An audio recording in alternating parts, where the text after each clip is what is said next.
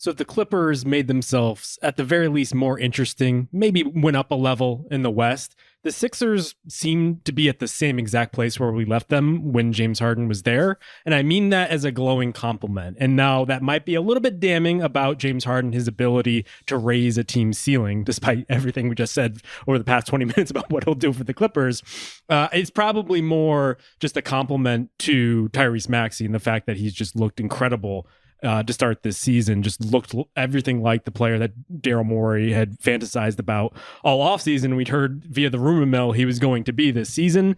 I think it's funny that Rob just went through basically every player that the Sixers got, and they were just all not answers to what the Clippers needed. They were just like solid rotation players, but I just think what they need this season is probably just a couple guys to get them through this season, and then they can figure it out. And so I have to say, like, the package that got returned to the Sixers doesn't look great on paper, but what they ultimately got, Rob, was just opportunity. And I guess Daryl Morey, if you want to give him credit, like, he typically rises to the occasion in these situations where he has to make something work out of nothing. I think the reality of James Harden's situation is that the market for his services was so slim. There were so few suitors for what James Harden brings to the table in all respects, that there wasn't really a way for the Sixers to trade him and get back a star. Get back what they really need, unless it was going to be a very elaborate 3 or 4 or 5 team construction where a bunch of different pieces are going a bunch of different ways. Like, the Clippers were not going to trade Paul George for James Harden. That was never going to happen. And so under those circumstances, you get this kind of like precursor trade. And this is a precursor trade if I've ever seen one. Like, we are waiting for the other shoe to drop on the other half of this deal and what it is going to represent and what it's going to mean for the Sixers. Because what they got was some decent draft capital, some good veteran players on expiring contracts who will be tradable later. And I think that part of it is really crucial. Like, I think the timing of this deal is very important because, as you said, Justin, they could just kind of wait out. They could play with this group for this season if they wanted to, and go, hunting with cap space in the summer. But because they made this trade now, they're able to eventually aggregate some of these players they just acquired to potentially trade for a star during the season before the deadline, right? There's that 60-day window where if you want to, say, for example, put Marcus Morris and Nick Batum in the same trade with some picks to get a star of your choosing, you have to wait 60 days from the date of this trade to make that happen. And so the fact that they're going to have some wiggle room on the other side of the 60 days before the trade deadline, then we can start talking Zach LaVine. We can start talking OG Anunoby. We can start talking about some really interesting players who could be available and solve some things for the Sixers this season, because I know they're going to have cap space regardless, but they are not in a position with Joel Embiid to slow play this year and say, oh, isn't it so great that Tyrese Maxey is awesome now? Like, they need to be as competitive as possible as soon as possible.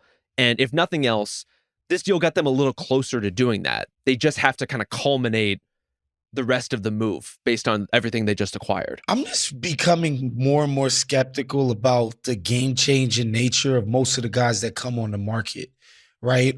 As much as I think Dame is a high-impact guy, I'm skeptical that we're like, yeah, Harden's going to do stuff for the Clippers, and this is a team that has players that we are highly regarded by even us, and they get James Harden, we're like, I don't know. You know what I mean? Donovan Mitchell, as much as, we were like, yo, this guy's a great player, and the Knicks are all in on this guy, and they should be, and blah, blah, blah, blah, blah. And it's like, ultimately, what did he do by moving teams?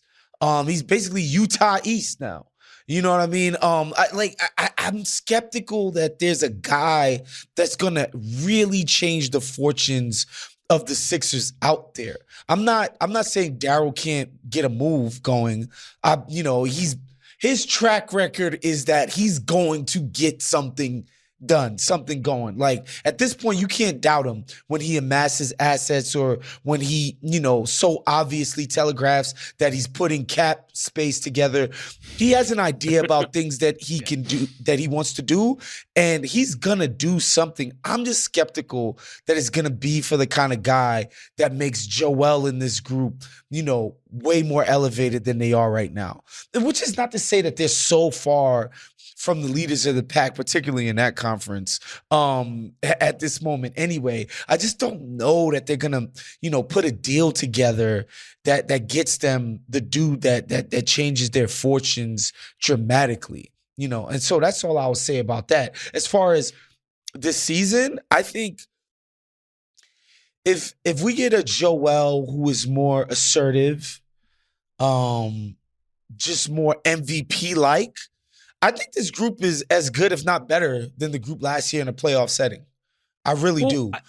I think the two things you're talking about are connected, though. It's like, yeah, I agree. I don't know where this next star is coming from, and even like a Zach LaVine doesn't make sense to me because I don't know how he and Maxey coexist in the backcourt. I think the big honking question for the Sixers, and it has been for months on end since this Harden thing kind of came to bear, is like, is Maxey that guy?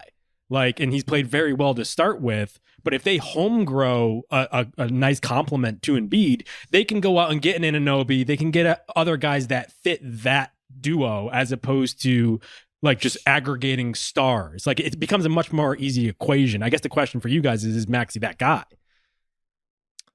I think he's been one of the best guards in the league to start this season so far.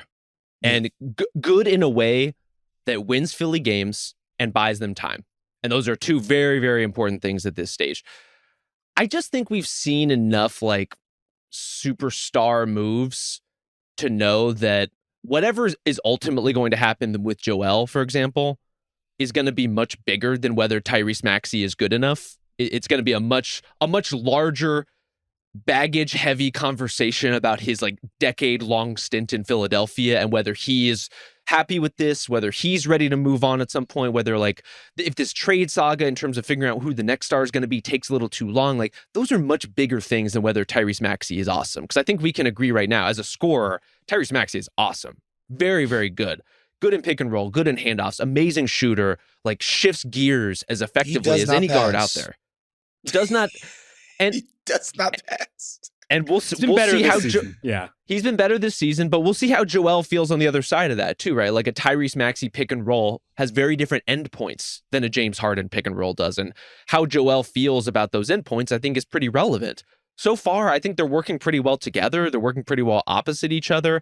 I just don't know that if Maxey, if this is who he is all season long, is that enough to materially change who the Sixers are? Because James Harden was very good last season. He was very good for the Sixers, and they had a lesser kind of put off to the side version of Maxey working in concert with that. I do think this team is going to be good. I do think that this gives them some interesting options. I'm just not so certain that even Tyrese Maxey leveling up puts the Sixers where they ultimately need to be. Like, they still feel like a team that has moves they need to make. See, this is when I get on my Ben Golliver. I hate that we're even putting this on Maxey and not the fucking dude who was crying about MVPs, right? Like, play like an MVP in the playoffs, right? I think they put together a group that can follow the Bucks formula to success when they had their one run, which was all-world defense and just enough offense because you have an MVP playing like one in the playoffs, right? Like, if Joel can bring himself to play the way Giannis did during the Bucks championship season in the playoffs, then I think this team can do things in the Eastern Conference with the ancillary parts. I think they can lock people down now that they're not playing James Harden 40 minutes a game, right? Like, I really do think they can get to a much higher level defensively than they were capable of because, again, Maxey, who we all love now, he's not a defensive-minded type of player. He never has been. And when you're playing him and Harden, there's just a ceiling, a very low one on your defense. Now they don't have that. They have a lot of guys who can D the hell up against Joel, and Joel has to shoulder the burden, be the fucking process. Be the person who's worthy of all this praise that you're always courting in the media, right? And so, to me, it's not on Maxey. It's on Joel Embiid.